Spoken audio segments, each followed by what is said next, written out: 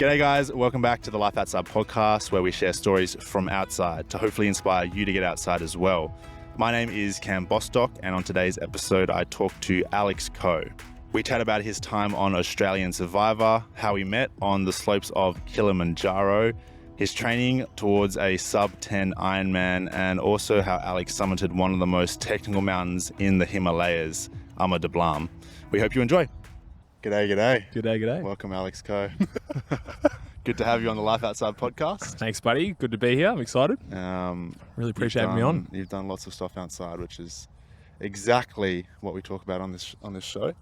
You actually ran here this morning. We are filming at beautiful Lake Joondalup in Western Australia. Good little spot. And you did, what did you do, a 30-minute run here? Yeah, 30-minute run test. So I do these little tests every 8 weeks in the program. So just flat out all you can run for 30 minutes and thought I'd get it done early morning. It's pretty hot today, so didn't want to leave it too late in the day, and we're starting here pretty early. So yeah, didn't go to plan though, if I'm honest. Right. Struggled today, that's part of it, I guess. So we are recording in the midst of a bit of a heat wave here in Perth. We've had 40-degree days. We're recording at like 6 a.m. and it's like 35 degrees. 32, 33, yeah. Ridiculously hot. Give us some context. What are you training for? What is this training block that you're currently in the midst of? Training for an Ironman. I've set a challenge of trying to do my first ever Ironman in under 10 hours. Ridiculous. Yeah. If I'm honest, it's been a lot. It's been a big challenge, if I'm honest. I was inspired by David Zaharakis earlier last year. He went sub 10, and I'd done a half Ironman about June last year. Is that David's first Ironman? No. He'd done a couple. Oh, I don't think so, actually. I'm pretty sure he'd done a couple before that, but I'm not entirely sure. But I just saw like the photos and the adulation after it, and I was just like, fuck, I want that feeling, eh? And I just love challenging myself in lots of different ways. So I was like, fuck yeah, I'll give that a go. Is swearing allowed on here, by the way? Yeah. We're good with swearing? Go all right. for it. Yeah, just checking there. Yeah, so decided to set the challenge and been doing it for 3.5 months now. It's consumed me, if I'm honest. It seems like that from the outside. Yeah, it has, man. It's just like, I mean, the training's been one thing, but like I'm doing daily vlogs as well on Instagram, and when you have a little bit of success from there, it's like, now it's like, I've got a reason to keep going, I've got a reason to keep training and stuff. That's good accountability, right? Posting online every day as well. Yeah. I mean, I would still be doing it anyway because I love the sport now. Yeah. I'm really invested in it.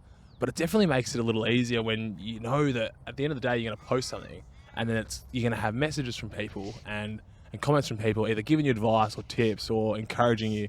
That just makes it a lot easier to stay motivated. Yeah. Cool to be able to follow your journey as well. Thanks, mate. Just as a selfish personal perspective, I get to see everything you're doing, which is really cool. Definitely one of your biggest fans as well, mate. So I love watching your stuff. Yeah, no, I love seeing your posts, man. Thanks, buddy. Sub 10, why such a lofty goal? Maybe give some context to people who don't know what an Ironman is. What is the distances? What exactly is it? And how crazy is a sub 10? Because I'm not in the Ironman world, but I know that sub 10 is like, it's a mark people go for, not usually on their first Ironman. That's like a life goal for some people. Yeah, it's a funny one, man. Like, people hear the word Ironman and they think, oh yeah, it's a really long challenge, right? And it is. It's nearly 4K swimming, 180 kilometers on the bike, and then a marathon at the end. So it is a big, long marathon day. Running, yeah. Yeah. But like I say, that sub 10, I don't know, like, sometimes I downplay it a little bit. I really do. But it is like, to get all of that done in under 10 hours is ridiculously fast. Like, I'm trying to do the marathon after the 5 hours bike and after the hour swim, roughly. Trying to do the marathon in like 3 hours and 20 minutes, which is already a pretty quick marathon for the average person. I'm looking at me, people, that is fast. Yeah. for me, looking at like the people that I follow on Instagram now, and the people that like I try and surround in my circle, it's really like, it's not like a crazy, there's lots of people that are doing that sort of thing and trying to qualify for Ironman World Champion stuff. But then all of the other people in my circle, and probably 99% of the people that follow me, they're just like, it'd just be so hard to do for like you say, like a lifetime goal. So yeah, I'm loving the journey though, man. I'm really enjoying it, and I'm looking forward to the next 5 months of training and then the race. Yes, we've known each other for a couple of years now, and I do know you as a person who just pushes limits.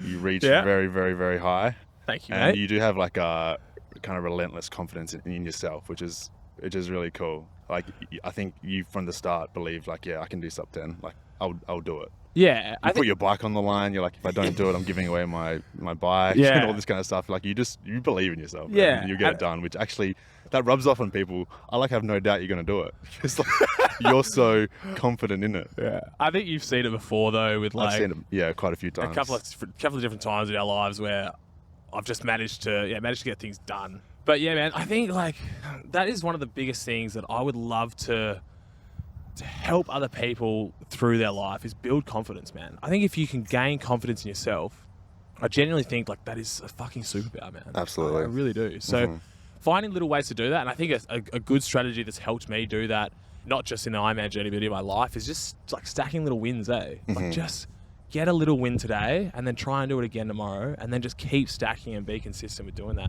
I mean, you'll be the first to say that consistency is like the most important thing that you can do. You look at your vlogs that you're doing, you look at the day in, day out on the PCT that you're just like constantly hiking. It's just stacking little wins on top of each other consistently. So absolutely. I mean, putting the reps in builds confidence, no doubt. And also just I really believe doing really hard things, stuff that like pushes your comfort zone and you're like, you know, slightly doubt yourself, like, could I do it? But then you do it.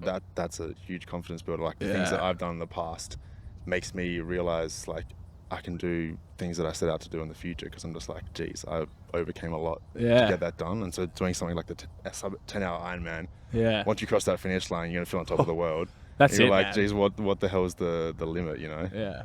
And there's going to be a hell of a lot of like celebration for that moment. Like getting to the sub 10 and doing it in June will be a hell of a moment.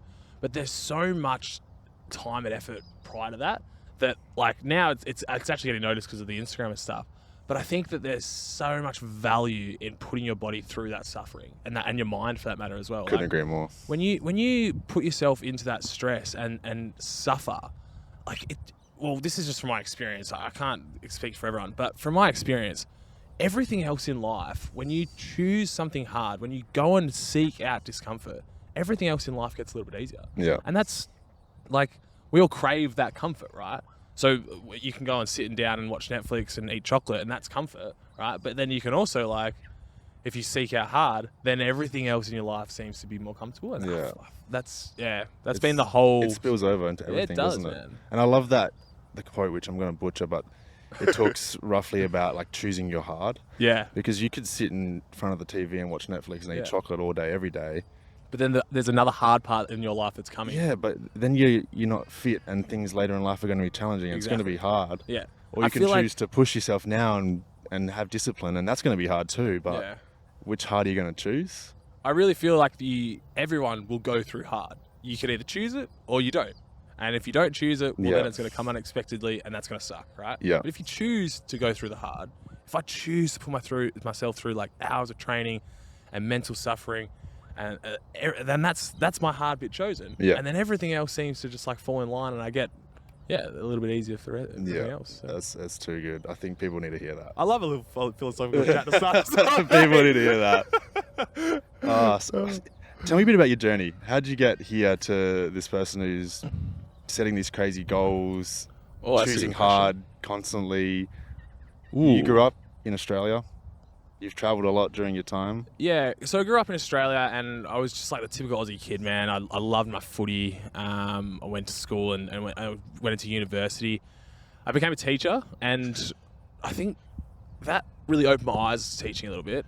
I kind of felt like the system was really broken, and this might be a little bit controversial, but I was in there for like 2 or 3 years and I saw teachers forcing students to learn something that I didn't think was actually valuable as a teacher. And the kids knew that, right? Anyway, digressing a little bit, I moved to London. I taught there for another year. How old were you when you moved to London? 21, I think. Okay. Yeah. So I'd finished my uni. I'd done a holiday and I had 1 year teaching here. So maybe I was like 22, actually. Yeah, 22 or 23. Moved to London and then that really changed my perspective on life drastically. Like, you live inside your own family's house, all your childhood and stuff, and then you sort of like move out for a little bit. But then I was like in a completely different culture, and to be honest with you, I was in like a big party era. Like I was in a big party phase, and I just wanted to like experiment and have fun. And that was good. I loved it for all of maybe a year and a half. And then I realized that those fleeting moments weren't worth the rest of my week. Yeah. And then I started getting back into my health and fitness. I got into reading books I was listening to books online, like Audible, and just like self-help books and personal growth books and stuff. And then something, I don't know what it was, man, something just really changed. I actually started meditating a little bit, and I think that really made a difference. I learned a lot about myself and my emotions and how to regulate my emotions and how to sort of, handle tougher situations. I used to be really really controlled by my emotions, and I would let everything affect me. And then once I started to, I guess grow, that was when I started to set some new challenges and just step out of the norm, I guess. I think the biggest one it was Kili, man. Like, that was my first real time where I was like, this is something that I've done that most people won't do in their life. Yeah. And I was with you boys, and I was lucky enough to fall into that, man. Like, I was lucky to meet Hirsch, and then he invited me to his birthday. We went to Kili all together, and then that was the first real, actually, I had the MMA fight just before that, I think. Yeah, a few different things. Didn't you beat someone up or something? Yeah. It was all for breast cancer, so it was a Charity good reason fight, for it. Sure. But yeah, no, my mum had breast cancer, so I was raising funds for breast cancer, and we had an MMA fight in London, and I was actually getting beaten up, mate. I was down by a long way, but I managed to get him in the last round with a rear naked choke, so that was nice. good. Yeah. So that might have been like the first sort of thing you stepped into that was one of those things that just really made you uncomfortable, pushed you a little bit? Oh, that was definitely an uncomfortable one, yeah. That was I've never felt adrenaline quite like that. Like the first 30 seconds leading to that fight were just, wild, man. I've seen some of those fights, like the professional. I couldn't imagine. Yeah. I don't think I'll do it again, if I'm honest. Nah, I don't think it's my cup of tea. I love the wrestling side of it, but getting hit, I don't like getting hit, eh? Yeah, getting hit in the face, punching someone else in the face. Yeah. Pretty intense. Yeah, I don't think I'll do that again, if I'm honest. Fighting. No. Yeah, so that's where we met, Kilimanjaro, Tanzania. We met, I guess, in Tanzania at some point. Yeah, near the mountain. I think you were already at the hotel next to the mountain. Yeah, we were about to leave, and that was the first time I set eyes on you, mate. Yeah, crazy. And that was literally 2 years ago. The month, actually. We were just getting home from Kilimanjaro 2 years ago. Far out. Which is kind of crazy. Wild. Yeah, time flies. That was such a random trip and adventure because, like you said, you kind of fell into it. I did too. I just fell into it. You know, friend of a friend introduced me to Hirsch, and Hirsch was going to summit Kilimanjaro on his birthday on January 9th, was it? Something like 11th, that. yeah. And we all just ended up in Tanzania together. Yeah. That was wild, man, and it was so much fun. Like, I had never done an overday hike before. Like, I'd done camping. You rocked up with like sand shoes. You hadn't overnight hiked before. I'm pretty sure my hiking shoes, well, they were more than sand shoes, but they weren't quite hiking shoes. I had duct tape, I full duct tape all of them by the end of it because they were completely wrecked. But yeah, like I'd only ever like camped at like a campsite and stuff before. Yeah. And then Hirsch was like, come down and do the Kili with us. Like, yep, sweet, no worries. And it was just like, it was obviously like 8 days, so it was pretty hectic comparatively to what I've been doing. But it was the altitude, man. Like we're so high up. It's crazy. The hike itself is pretty chill. Yeah, the hike's... It's pretty chill. We're walking like 10, 15 kilometers a day. You're climbing a bit. Throwing a frisbee around. Yeah, having a good time. But the altitude was probably the hardest part of that trek. But that really embodies you. You just kind of like say yes to stuff. Yeah. Not sure if you could do it because you haven't done it before. Well, that's it, man. That is genuinely my mentality on life is like, just dive in. Yeah. Like you'll learn to swim if you dive in, right? Yeah. Obviously, there's risks. There's risks that you have to mediate and manage, but I genuinely think that we are capable of so much more than we give ourselves credit for, and that if we just like leapt into things more often, we would accomplish more, I think, yeah. Absolutely. Yeah, I've had that sort of philosophy as well, to just say yes to more things the last few years. I feel like for the longest time, I was pretty like hermited. I would spend a lot of time inside. I wouldn't ever say yes to going outdoors, especially if it was something that I thought was going to be tough. But I remember making a conscious decision in my early 20s at some point But like, I just need to actually say yes to things. Like people asking me to do this and that, and I just need to go do it. Yeah. And the more I did that, So what changed for you there? Like, yeah, I don't know actually what changed for me. I clearly remember making a couple of these really conscious decisions in my early 20s. That was one of them, to say yes more often. Another one was that I just don't no longer care what people think. Like I used to be pretty anxious and have a bit of, I'm a big introvert, had a lot of social anxiety, didn't do well in crowds. But I remember making a decision like, I no longer care what people think. And it's weird, like, I feel like you don't have to do anything fancy to make these decisions and just make a change. Because I remember I literally just was like, yeah, one day I did and then one day I didn't. And ever since then, I'm just like, okay, I'm just going to do what I'm going to do. I'm going to say yes more often. Yeah. And I feel like things started switching around for me. So you said that was early 20s? Yeah. And then what were you doing at that point? And when did you like start transitioning into full-time hiking? Like what was the time? I think one of the first things I said yes to, my friend Luke, who had just walked the Bibbulmun track end to end, 1,000 kilometers, he invited me out, and a couple others, Karis, my wife, not my wife at the time, included. And it was like a 3-day hike on the track or something like that. Yeah. And I was just like, I remember not wanting to do it, but I said yes, because I think it was around that time. Ended up loving it. Yeah. It sucked because it was raining. We just had like these garbage bags that we're keeping our packs dry with, and just roughing it but having a blast. And I remember after that, I was like, geez, like being outside is really nice. It's like, it's peaceful and it's like, it's raw. I think that was the start of it for me. And yeah, after that, I just continued to kind of pursue that feeling. Yeah, there's something magical about being outside. Oh, I man. mean, you know all about it as well. You've done plenty of travel and hiking yourself. It's funny, man. Like, I've just been down to Esperance for the last week, and I don't want to miss out on any training, right? Like, I'm really dedicated to getting every single day done. Not a bad place to train. Well, it's not at all, but I didn't have my bike. Like, we've only got a small car, and I couldn't take my bike down. So I said to May, that's my partner, I said, I'm going to go find a gym in Esperance and just sit on the bike. I had a 3 hours and 40-minute bike ride, right? Which is a long time to be sitting on a bike, let alone sitting in a gym bike just by yourself, right? And that was torture, man, for me. I hated it. It was literally just like the most arduous, boring thing. A raw dog that didn't have any music or anything like that. Just sitting inside.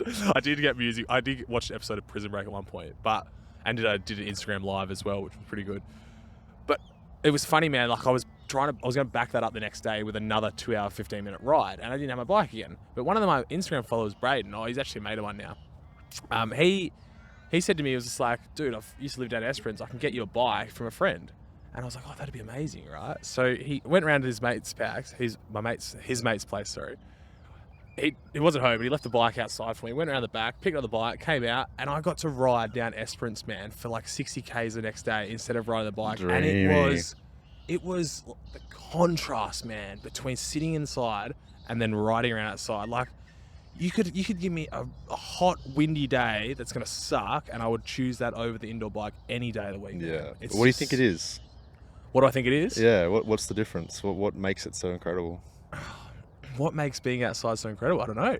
Just like you said, the rawness of it. Like it feels like life. It feels like where we should be. Mm.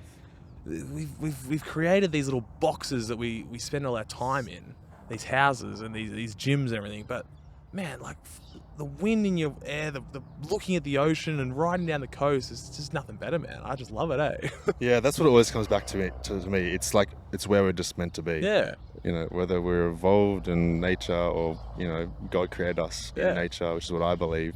That's our most raw and real state. And there's no more raw or real state than being on a mountain, man. Like that climb at Kili or Nepal, man. Mountains are as real and raw as it gets, and that's why I've been traveling a lot lately, because Western Australia doesn't have many of them. I love beaches. I love the trees. I love forests. But being on a mountain, oh man, especially at altitude, I think that's like as real as it gets, for sure. Altitude's not your jam as much anymore, is it? Well, it just sucks. It just it's one of those things where, like, in the moment, it's like, yeah, it's not my jam. I don't think it's anyone's jam. The more I'm removed from high altitude experiences, though, I'm like, kind of want that again. Yeah. Bit of context on that one. I'm sure you've told this before, but we the sixth day that we've met, we're doing the summit of Kili. Yeah. And we're all hurting. Like it's a tough hike at the bad. end, and the altitude's really hitting you. But Cam is just in the dirt vomiting, like just struggling so much. Oh, I don't know why Kili got me so good. Oh, we got us all. It definitely got us all, but you were cooked. I was so cooked. By even day 4, I think we were up around 4,500, 5,000 meters above sea level. I was starting to get the headaches. Yeah. It's Feeling funny, pretty rough. I didn't get as much altitude stuff in Nepal. I think it's because we were doing it for so we had long. a long acclimatization. Yeah, I think that made a massitive difference. Yeah, they rush you up Kili a little bit. Oh, yeah. Yeah, I think we took the longest route. Yeah. And it still got us. I think, I can't remember the stats, but they were saying that most people do get some form of altitude sickness. Yeah. And our whole group got it pretty bad.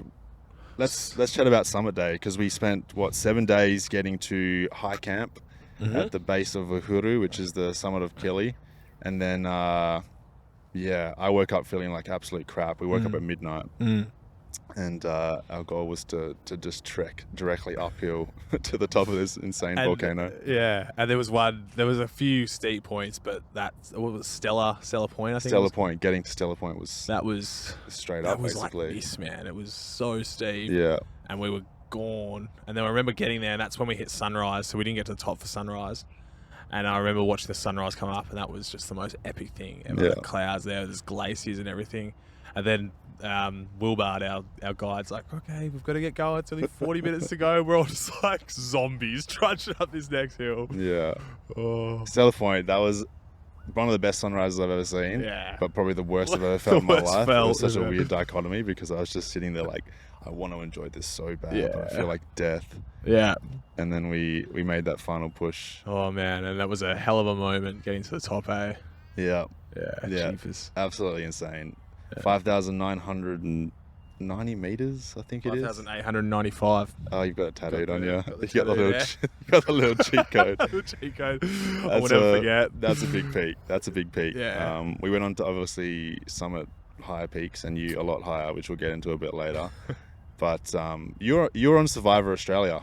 I was on Survivor Australia. A good transition, because at the summit of Kili, that's where you filmed your Survivor sort of application video, right? Correct. So our good friend Lockie Gilbert, who we actually both... Did you meet him there? No, you met him. I met him a little bit before. Yeah. Kilimanjaro. So I met both of you and Lockie in Kili, and just getting to know you both. And he was obviously on Survivor twice, and I was just like a kid in a candy store asking all the questions and like learning about his experience. And he says, you should give it a go. Why don't you apply? I was like, all right. So that night in the tent, I think it was like night 4, I sat in my tent before I was sleeping, and I wrote out a script for applying for Survivor. And to be honest with you, I used to watch the show when I was little, but I actually couldn't tell you how the show operated. Like I've forgotten like how it all worked. I was like just writing. I was like, yeah, I'll figure this out. No worries. Got to the top of Kilimanjaro, and I had like maybe a 15-minute buffer before one of our boys got up. So I was like, all right, great, I'm going to make the video. I was planning to make it in my budgies, do something a bit crazy, right? But it was, it was way too cold to be getting out of our kit. Yeah. So I just did it in my normal clothes, in all the hiking gear. And yeah, made the application video at the top. Pretty much just, like you say, I made that video as if I'd already won Survivor. Like the confidence of just making that video, like not that I was hoping to get on, not that I was hoping to win, that I was already on the show and I'd already won the show, right? That's how I made the video. Yeah. And sent it in. I think it helped that I had Lockie in the video for a split second, because they obviously know who he was. Yeah. And then, I managed to go to the show. I've got a tattoo on my chest that says Mum and Survivor underneath. She had breast cancer. So when I did my headshot photo for the application, I showed them that tattoo, and that helped me a little bit as well. But then, literally the idea was born, and then no more than, 6 months or so? 6 months later, I was on Survivor, and then a year later it aired. That was wild, man, because we were all talking about it, and we were all laughing about it and joking and stuff, and then a year later we were sitting in the Gold Coast watching the first episode together. Watching the show. It was like, oh, all right. Yeah, it felt like it happened pretty quick. Yeah. Because you got down from Kili, you sent that off, and then next thing you knew, you were on the show. We were just like sitting at home, because obviously you film, a long time before it airs. Yeah. So we're just like, we couldn't contact you. No idea what was happening. We were like waiting for you to come home. It was funny, man. Like I made the application video, and then I came out to Perth for a little bit from London, and no, was it? Yeah, it would have been London.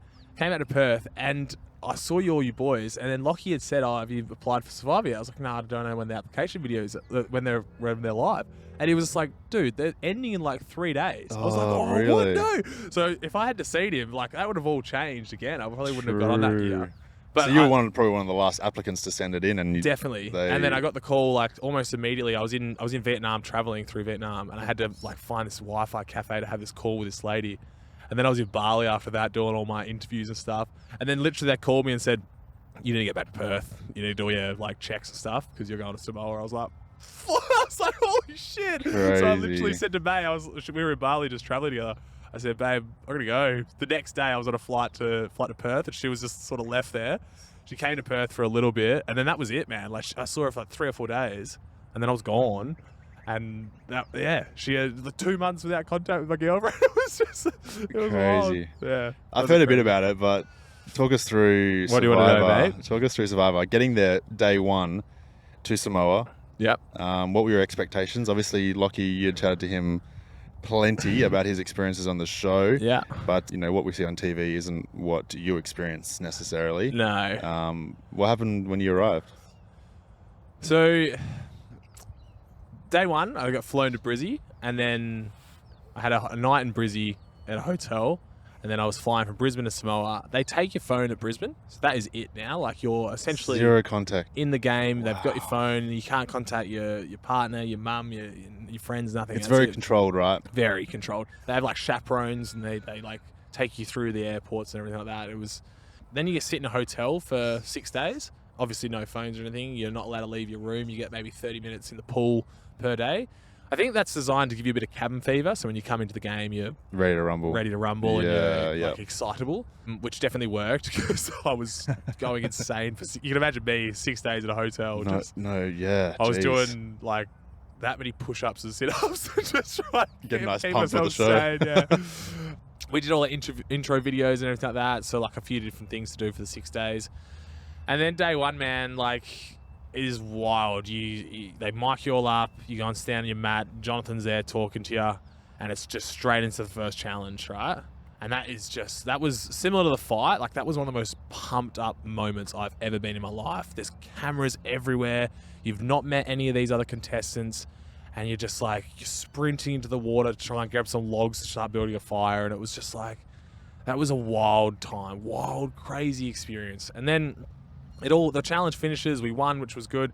We're going back to camp and we're like setting up our fire. And this is the first time that you get to talk to everyone, right? Because the challenge happens and it's all crazy, and then they're like silence, right? So you're not allowed to talk to anyone unless the camera's on you. So then they get you go back to your camp, and then there's like maybe 15 camera crews, 15 cameras with like big boom mics that other people are holding, and it's just like game on. So now you've got to like start building your alliances, start building your fire, start building your shelter, everything. And it's just chaos, man. And the worst thing was, you've only got your clothes on your back, right? The worst thing is it bucketed with rain on day one. So we had the fire, but it was hard to keep it going. Wow. We didn't have any shelter. Everything was wet. And then the first week was just hell in terms of sleeping. I remember going to bed, shivering, no shelter. It's been raining. And I was just like, how the hell am I going to sleep right now? The wind's coming off the ocean. And I remember I wasn't really waking up. I was just awake, but I'd like drift off for like 20 minutes at a time. And every time I'd wake up, I'd look around and be like, is it light yet? Please be light. Please. Wow. And I just kept begging them for the light to come. And it just seemed like the night time just went so long, man. And finally you'd catch a glimpse of first light and you'd be like, oh my God, we've survived. And it was like that for 7 days until we had our shelter relatively okay. Like it was enough to keep most of the water out if it rained. And then we actually get given an extra 5 pieces of clothing after the first 7 days, right? And that's when I had like proper track pants, a bigger jumper, and then I got some sleep. But man, the first 7 days, like we've done Kili, we've done Nepal and stuff, but that's all rough sleeping. This was just no sleeping, man. Like, yeah. So it's Survivor. You're surviving out there. Obviously, they're not going to let you die or be injured. It's a TV show. You're safe. But and you get given water. Yeah. But you get given a bag of rice for everyone. That's one bag of rice for everyone, uncooked, and uncooked raw kidney beans. And that's all you get to eat. Right? Yeah. And then a pot and then we had fire. But we had a flint because we won the first challenge. The other team didn't have fire for the first like 4 or 5 days, so they were just like literally starving. So it's tough. It's actually properly tough. It is brutal, man. It is the closest thing to torture that I could imagine, like the Survivor experience. And then not only that, one thing you don't see on the show as well is you see them walking off to challenge, right? But you actually don't walk to challenge. You walk off for about 10 minutes, they get the shot, and then you get put into a van and you drive for about 45 minutes. And the 45 minutes is on this bumpy, shitty road, and you're blindfolded because you're not allowed to talk to other contestants. I worked it out, man. I spent over 140 hours blindfolded in a van over this Survivor experience, which is just... That sounds harder than a bad night's sleep. And there's no... You think, like, you can't sleep on the bus because it's so bumpy, and you don't have any stimulation. You don't have any, like, books, no... Netflix, no friends and family, no nothing. You can't see anything. You're just there. You can't see. You're just there. Yeah. You're just existing. And like when you're playing this psychological game as well, and you're hungry and you're tired, it was brutal, man. It was. Were you really spending hard. all that time blindfolded, just thinking like strategy about the game? People were. Yeah. I wasn't. Like there was times where I was, but I also like struggled, man. I was really struggling, and it's like it'd be like trying to organize your strat chat after a 30-minute all-out run. Like you can't function, right? So, but nah, it's credit to the people that were constantly thinking about the game because it was hard, man. Yeah. So the survival aspect of it's pretty real, pretty tough. The filming and the conversations and all that's a little bit more controlled. You would say like. You mentioned like they want to be filming everything that you guys are saying, right? Like, so there's designated times that they're there. Are the cameramen there the whole time, 24/7, even while you're sleeping, or? Yeah, 24/7. There's not a moment that they're not. The only moments that they're not filming is when you're in the vans transporting to between. Do you think they put you in the vans to make you a little crazy, or is it legitimately just like so you don't see outside the van? Or it's not just so you can't see. It's so you can't like talk to the other contestants. Like if there's a producer in the front, and if you take off your blindfold, they'll ping you and say, "Hey, put your blindfold back on," because they don't want you like whispering to other people off camera. The other thing as well is all of the challenges are in one part of the island, and your beach is on the other. Right. Don't ask me why they do that. I'm sure they can find a beach on the other side, but that's just the way that it is. So you have to get driven to all the challenges, and the tribal council's in the same spot. So there'd be days where you'd finish a challenge, you'd drive there and back, so an hour and a half, 2 hours. And then if you were going to tribal council that night, you'd drive there and back again. So you do 3 hours blindfolded in a van in one day. So half the day is not even at your camp. Literally. Yeah. And then, But if we're moving back to the Life Outside podcast for a moment, I had a moment. It was day 4. I'll never forget day 4, man. The first couple of days, there was like really bright moon. And you could see through the darkness a little bit for those first couple of days. And the only other light that you have apart from the moon is your fire, right? And I came out, we were all around the fire at one point, and you're doing your strategy talks and everything. But then there's a point where we all just sort of like let go of the game. We all just like went down to the beach and just started chatting. And the camera crew's still there, but they don't really care if you're just having a normal chat. And we were sitting on that beach, man, and I looked up to the stars. And I've never, ever seen stars like I'd seen on day 4 of Survivor, man. I could not believe it. I said to my girlfriend, she loves stars, right? I said to her, I was like, the 4 days that I spent at the start were probably the hardest 4 days I've ever had to live. But you would have gone through them to see those stars. Wow. They were fucking incredible, man. I could not explain to you how insane the stars were on day 4. And I just remember thinking, I was like, what else? What are we missing, like, in real life when we don't get to experience this? It was phenomenal, man. Yeah. Yeah, being out in the wild, like really remote, without the light pollution, and seeing the night sky, how it actually is. Yeah. Like, it's pretty awe-inspiring. It's pretty awe-inspiring. It was indescribable. Like, I could not describe what it was like. It was unbelievable, man. Yeah. Even just last week, I went out a bit further south from Perth and camped out in the Perth Hills and didn't put the tent up. We just cowboy camped. Yeah. And, it was just epic to be able to lie there. You don't even want to fall asleep. It's just so beautiful. So many times on the Pacific Crest Trail, we were hundreds of kilometers away from the nearest house, just in the middle of the mountains, and you just look up and you just, wow. Mate, I love that. I would love to do like a big thing like you've done with PCT one day. I definitely think that I always encourage anyone I meet to do something like that. It's life-changing. Spending, like, actually living outside for an extended period of time is really cool, and pushing yourself every day and just being in that environment. And the connections you make as well, man. Like you've made some of your best friends from there now, I think.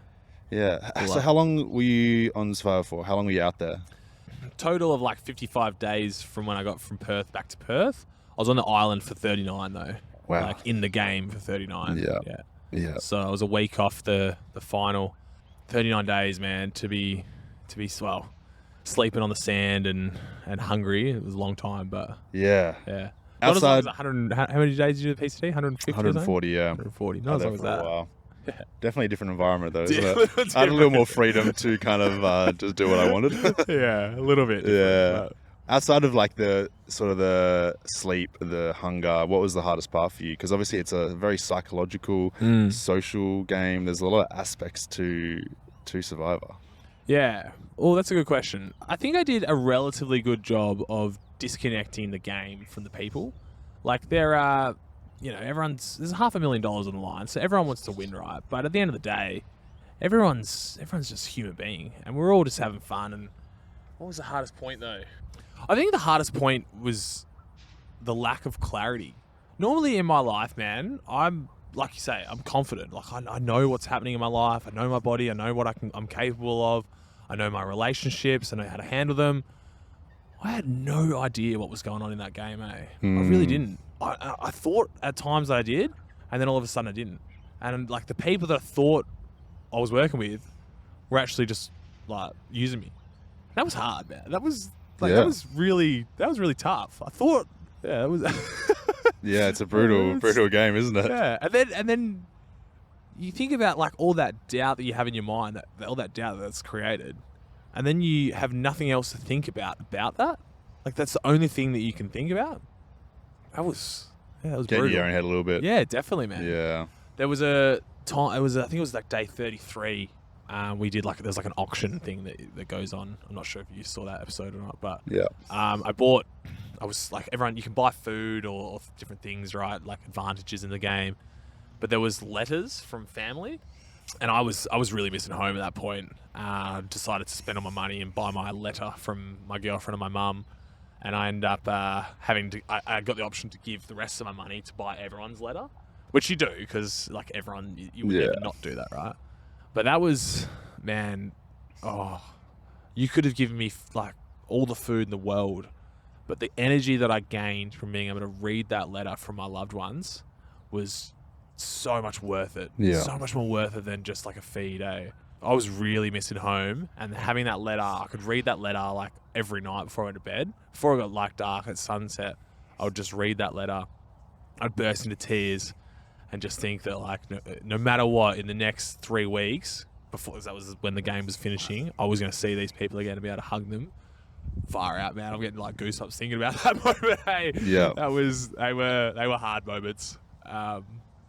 Just missing home, man. Just not even me out of contact, make a call. Yeah, no contact, no text. I'm pretty sure you said on your PCT that you were in constant communication. Yeah, because I've obviously been away from home a lot, away from my wife, my family. But yeah, I can chat to them every day on the phone. Yeah. Which is, it's still hard being away physically, but I feel like I'm not missing out on their life as much. Yeah. And I think it was tough for May as well. Like, we were pretty fresh into our relationship, maybe 4 or 5 months into our relationship. We were very much in love, but to then just go from we're living together in Bali to I can't even call my boyfriend. I can't even speak to him. I can't even know how he's going. Like, I don't know if he's suffering, if he's doing well. Like, it would have been really hard for her, man. And we went... I'd already booked Nepal with you boys before Survivor had happened. We were going to do another 30 days in Nepal. And that was 8 days after I was meant to get back from Survivor, right? So it was very short turnaround from Survivor into Nepal. And May went back to Europe to see her family. I wasn't meant to see her until after Nepal, right? But she ended up flying when she knew that I'd been eliminated, she got in a flight like 2 days later from Europe all the way to Perth to surprise me in Perth. I remember like I was just meant to spend time with my mum, and I came out with a glass of wine. There's a video of that, right? Yeah, May's got a video. I came out with a glass of wine, telling mum all the stories about Survivor, and there was May in my mum's front garden, and like I got to spend 8 days with her, man. She flew from Europe to Perth for 8 days just to see me. What a gal. Mate, what a fucking girl, honestly. Yeah. I can't get over that feeling of just someone loving you so much that they did they did that for me. And that was really nice. And then 8 days later we were back on a flight, had all my kit ready for Nepal. After Kili, I think we had a taste of altitude and we wanted to go to the real mountains, the Himalaya. Which, looking back on it now, going from Kili to what we did was a stupidly big jump. Yeah, it was a huge jump. Our goal was to summit 3 big peaks. Yeah, 6,000 plus meter peaks. Yeah, big mountaineering peaks, and we trekking for 30 plus days as well. Yeah, for me, I think for you, I'm not sure as well. I didn't do a lot of the planning for that sort of trip. I'm a yes guy, like you say. I just sort of tag along. I'll come along. I can do that. But Hirsch and Lockie, I'm not sure how much you're involved with. It was mainly Hirsch, Hirsch and Lockie. Yeah. So they planned all this trip, and they're like, "Oh, you boys want to come?" I'm like, "Yep, sounds good." So they told us everything we need to get, got everything, got all the insurance stuff, and then I think if I had done a bit more research into it and looked into it, I'm not sure I would have said yes again, if I'm honest. I'm glad I did. I'm really glad that I did. But looking back on it, man, like I've said this multiple times, if I knew what I knew, I wouldn't have done Ama Dablam, man. Yeah. I wouldn't have gone and done it. Like I just wasn't ready for that, man. It was, Yeah, so we did 2 peaks, probably considered beginner mountaineering peaks, Island Peak, Le Boucher East. And we had a group of five dudes. We all managed to summit those. Yeah. And then the 3rd peak was Ama Dablam, which is like considered to be one of the more technical peaks in the Himalaya. Hectic mountain. And I think I'm probably the same. I mean, I didn't even attempt it because I had a bit of a knee issue. And at that point of the trip, I realized how stupid this mountain is to attempt. Even Island Peak and Lobochet, they were beginner mountains, man. But we were still doing like 15-hour days on those peaks. Like, yeah, totally. You know, crampons and the whole shebang. Like, it was, they were tough mountains. Yeah. You really downplayed those. They were tough. They were definitely tough, but they're doable, I think, for someone who has aspirations of going up mountains and that kind of stuff. Like I said, I didn't go up Ama Dablam, so tell me about it. This is a 7,000 meter peak, one of the more technical peaks in the Himalaya. Very low success rate, very sketchy and dangerous. I mean, just Google Ama Dablam and some of the sections on it, and you'll see how mind-blowingly crazy it is. Yeah, it was. So you obviously came with us to base camp, so we got to the Ama Dablam base camp, and then you have, we did it in 3 days to get to the summit. So we camped at Camp 1, which is about I think it was about an 8-hour hike from base camp to that, and that was a pretty long day, if I'm honest. It was like a lot of elevation, quite arduous, quite boring, but just like constantly going up for 8 or 9 hours. Was that first day on rope or mostly just trekking? No, that was all trekking. Yeah. So day 1 was all trekking. It was nice, but we'd been doing a lot of trekking as it was, and that was definitely one of the longer days that we'd done and a lot of elevation. The campsite at Camp 1 wasn't too bad, but it's just still very rocky, still hard to find like a nice little spot. And then day two was short, but that's the Yellow Tower. So the Yellow Tower is like this massive, like 200 meter, I think it's 200 meter. I actually couldn't tell you exactly how big it is, but it's like this really big rock face, and it's just vertically up. And you're essentially, without much technical skill, which I didn't have, you use a lot of upper body strength, and you're just pulling yourself up for a good 150, 200 meters, whatever it is. And I managed that not too bad. It was pretty very, very sketchy. Like, you're literally looking down and it's just like a complete drop off, and the rope is your life. The rope is your life. If you fall from this, you're definitely dead. But I managed that okay. The physical strength side of things was pretty good for me there, and I got at that. That campsite though, Camp 2, was the wildest campsite that I've ever stayed at, and probably will ever stay at, if I'm honest. It was like on the side of a cliff, tents perched onto virtually nothing, and a gust of wind would blow you off that cliff, man, and your whole tent's gone. It was crazy. And were you guys tethered to the rock at all? Yeah, I mean, you're tied up, like you've got ropes that are tied up to rocks and stuff. Yeah. So yeah, they obviously you're doing your best to be safe, and there's ropes through the whole camp because it's like this really narrow, windy rock face. There's ropes all through there that you can clip onto. So you're pretty much anytime you're outside of your tent, you're clipping onto those ropes immediately. Yeah. Because if you're not and you slip, you're gone. And that was, sketchy as, man. We got it in the daytime though, which is nice, but we woke up, so we went to bed at, say, 6 p.m. or something, and then we woke up at, like, 11 p.m. So, I think we actually woke up, like, 10:30, and we were leaving by 11 p.m., which was just... For the summit push? Yeah, that's now the summit push. So some people go to Camp 3. We didn't go to Camp 3. We decided to try and summit from Camp 2. But it's just like, I cannot describe the cold, man. The cold at 6,000 meters plus at 11 p.m. at night. It is just freezing. Yeah.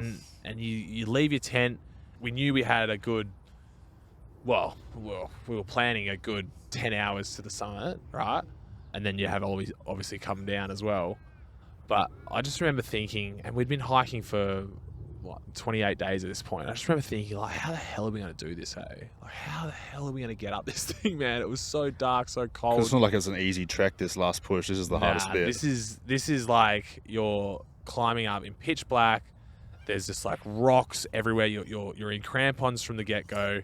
And it's just, just put myself out there a moment. It's wild, eh? I remember you getting back that night. Oh, man. Obviously, you successfully made it to the summit. You're actually the only person in our group to do it. Yeah. Yeah. That feeling at the top. Relief, I guess. Yeah, relief was probably the big one. We just been going for so long, and for 8 or 9 hours in the dark. Well, not that long, maybe 7 or 8 hours, complete pitch black. I remember so we're climbing up, and then Camp 3 is probably about, 4 hours up or something like that. Maybe not, maybe 3 hours up. And when you get up to Camp 3, you get over this little ridge, and the wind hit me. And I wasn't in my summit pants at this point because it was just like I wanted to have something extra to go warmer. So I'm in my harness, and I got up to this ridge, and the wind starts hitting me, and it was so brutal, man. And I had to get my harness off. So my Sherpa, Chevy at the time, he's like helping me get my harness off quickly so that I can put my summit pants on. And I'm like freezing, and I didn't have my mitts on at this point because I was getting my pants on. And I was just like, I remember getting my summit pants on, my harness back on, and then fumbling into the snow and just laying there for a moment, just being like, holy shit, man. Holy shit. Real. Oh, this is real, man. Like, I could die up here. Like, I was so cold. And I had to get my mitts back on and just like wait there for a moment, catch my breath, and then start trudging up again. And then it was another like sort of 5 hours in this sort of terrain. I had to get Chevy to get my gels and squeeze them into my mouth because my hands were so frozen. I couldn't do the carabiners anymore. He had to do quite a lot of them. And then first light came at about 6:30 in the morning, I think. And that was when I was probably about 20 minutes from the top. And I remember getting to the top, and there was the prayer flags there, and my like nose is dripping, and I'm freezing cold. I'm trying to get some photos and things like that. And Chevy's radioed in saying like we've summited, like Alex has summited. And I heard back on the radio someone else say, awesome, like congratulations. Everyone else has turned back. Was like get down as soon as you can, sort of thing. And I just remember thinking, I was just like, fuck. Well, I thought everyone else was like maybe an hour behind me max. Like everyone else was gonna come. And so you hadn't had contact with any of the rest of the group at that point? It was just me and Chevy, like just the two of us, just like trudging away and just one foot after another, fumbling into the snow. And I just remember him saying like everyone's turned back. I was just thinking, fuck, like I might be by myself. Like, what the hell, man? Oh, I couldn't get my head around the fact that I wasn't going to see the boys coming up on the way back down. I thought I thought that was what was going to happen. And that was relief and pride at that point. There was massive pride at that point. Like, to know that I'd gone through something that was stupidly crazy, but I'd also been the only one to do it. That was pride, man. And we talk about it a lot, all the boys, because we had spent a week over in the Australian Alps training for this. We had spent all this time prepping. You'd just been on Survivor, starving yourself and absolutely cooked. Came straight over to Nepal, and you were the one to summit. Yeah. That's it's obviously pretty epic. Yeah, I was really proud of myself at that moment, and I think we talked about it after and sort of said, like, survival was going to be the worst prep that anyone could ever do for a mountain. I actually think it really helped me. Like, I had just gone through something that was ridiculously hard, and now I was out here, and I was like, okay, this is hard, but like I know what hard is now. Yeah. And like I already had the base fitness, man. Like I've always grown up playing footy and things like that, and I knew that I was always fitter than Hirsch and that. So I knew that I'd be able to get through if I could handle the altitude, the cold, and things like that. And you do have to be gritty, man. Like, you really do. And that's part of like the Ironman that I'm doing as well, is you kind of have to be gritty. You have to just be able to put your head down and be like, this is fucking sucks, man. Did you have moments on the climb where you're like, I want to turn around, or thought about it? All the time. Right. Like the entire way up, man, there was so many moments where I was just like, fuck this. Why am I doing this, man? Just turn around. And there was times as well where I would stop and I would just sit there for maybe 5 minutes and just say, like, Chevy, I can't, man. I can't do it. I can't go any further. And he'd be like, look, just take a breather. We'll wait. And then he would be like, all right, we need to get going now. Come on. Yeah. But yeah, no, absolutely there were moments. Do you think it was pride or just, stubbornness, or like just stubbornness the grit was one that got you to the top? Stubbornness was definitely one. Like I don't like the idea of getting so close to the top of a mountain and then turning around. Yeah. Like, we'd been there for 28 days, man, and we'd done everything, and to be hours away and then turn around, it doesn't sit well with me. I'd rather go through the pain to be able to get to the top and then be able to talk about it later. And that was good, but looking back on it now as a whole, if I had known what it was beforehand, I would have just said no. I would have just been like, it's not for me, boys. Like, I wouldn't do it again. I would maybe train and do something different, and then maybe do Lorbage Day and Island Peak, and then try and work my way up to that. I wouldn't have done it all in one, man. No way. It was scary. It was terrifying. And then coming back down, like, you see the terrain that you've gone up in the dark, and we're talking like ledges, man, that are tiny, and it's just like, I just had to... It's hard to explain how hectic it was. Like, I wasn't on the mountain, but I've seen some video, some of your video. What you did, insane. Thanks, man. Absolutely insane. Like, it just is. It's just ridiculous. It was definitely felt insane, man. It definitely did.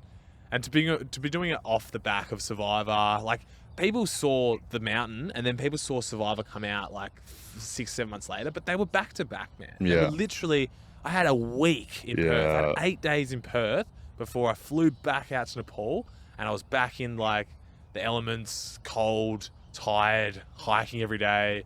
My body was just done. I remember getting back to base camp and having a beer with Hirsch and you there. Probably the best beer I've ever had in my life, by the way. And knowing then that I was safe, like, I knew that I was like, okay, I know that I'm going to be able to get back now. I know that I'm all good.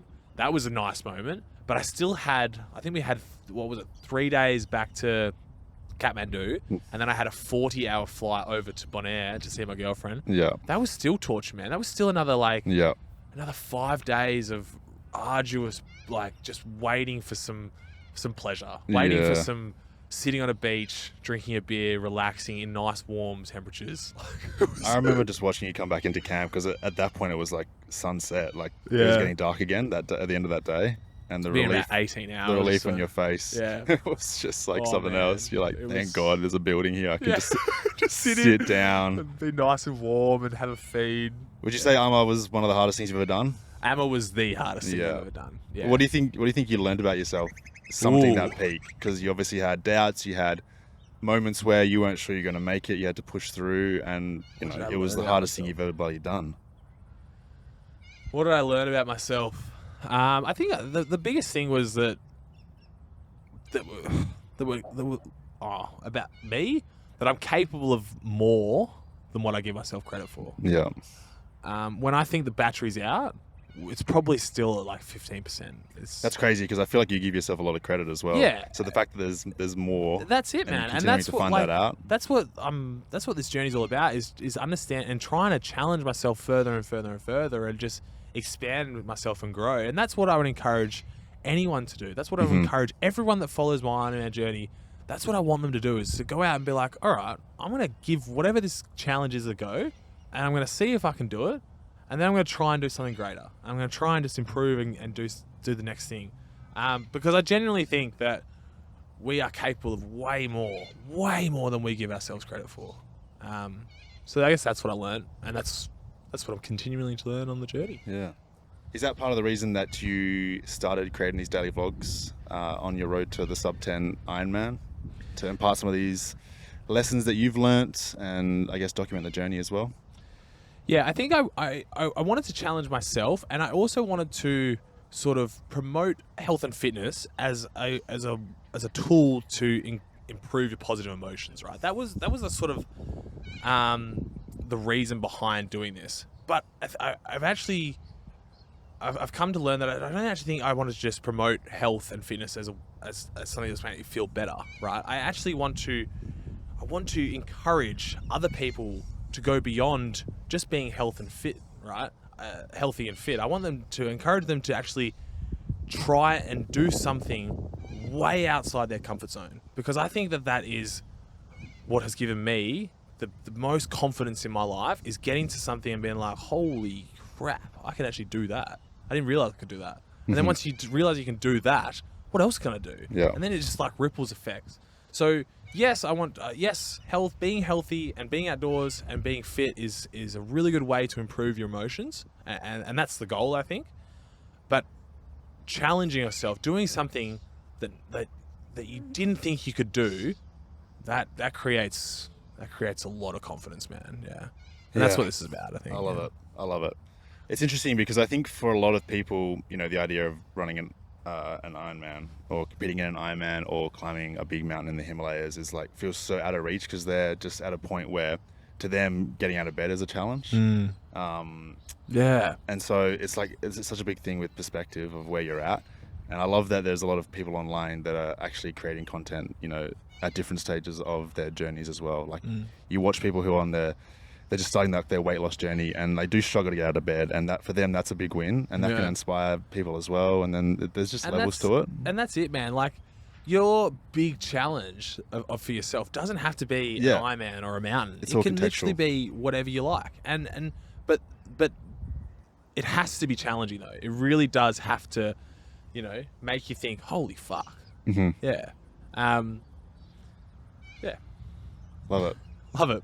What's coming up for you? You've got how long to the Ironman? 5 months until the Ironman. So June 15th. It's in Cairns. Hoping I can get the boys over and come and I'd love visit. to come and support you, man. Yeah, that'd be nice. What you feel like the training's going well? You're on track for a sub 10 if things after today, if I'm honest. Today was a bit disappointing. Yeah. No, generally, like, I've been feeling really, really confident. It's like 14 hours a week sort of thing, and I've been ticking nearly every box and been feeling like, yep, I'm going to make this.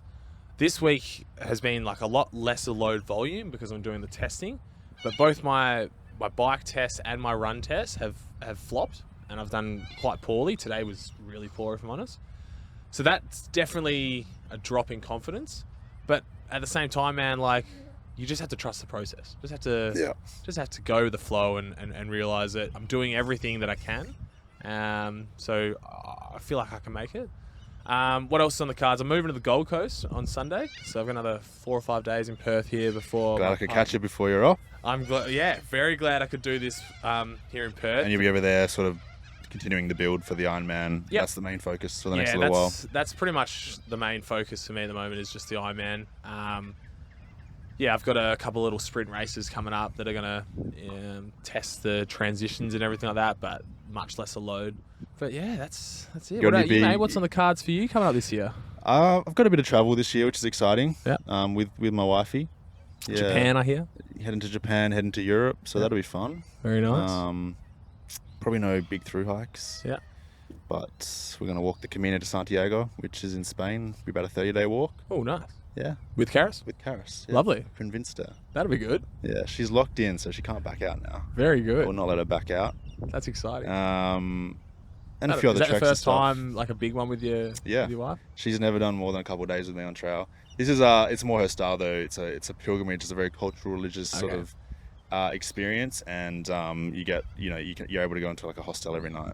You know, you walk into villages and stuff. So Cool. yeah, that'll be fun. That's So exciting. it should be a good year. Yeah. Lots going on. Very Got nice. the potty coming out every week. Make sure you're subscribed if you haven't yet, which is exciting. I'm Get really this thing proud of up you, and man. running. I really am. Like, obviously, the PCT is one thing, the Tararoa, all of the content that you do, but I love what you're all about, man. I really do. I love that Appreciate that, you're man. doing all this. You're trying to spread positivity around being outside. I just think that you're a really good human being, and I'm really grateful to know you, to be your friends, to be on this podcast. Thank you, man. Really appreciate it. Means a lot, man. Means a lot coming from you, and it goes both ways. Bloody love you. You inspire me. Let the audience know where they can find you, where can they follow the Ironman journey and everything you're getting up to. Yeah, so you can follow the Ironman journey, the daily vlogs on sub10 loading on Instagram. I have got a YouTube, Alex Coe _AU, which I'm trying to do weekly vlogs as well. They're a little bit harder to stay on top of, if I'm honest. And I do have a email sign up, which I'm in loving at the moment, but you can find that on Instagram. Sub10 loading or alexcoe.au on Instagram is my main page. You can scroll back a bit on your main page to see some of the stuff from Nepal and I've actually got Kili Nepal and pinned. Ama Dablam is pinned, so you can see that. You've got some sick videos from that mountain. I encourage you guys to check it out to have a little context on what Alex was talking about with that peak. It's hectic. Yeah. But I'll link all of that in the description below, so you guys can jump on board and follow along. Thanks for having me, mate. I really appreciate it. This was epic. My pleasure. Make sure you guys like, rate, follow the podcast wherever you're listening from. I appreciate all the support and all the love on the show. As mentioned, we are back to weekly episodes for 2025, which is really exciting, so stay tuned. We'll see you in the next one. Cheers.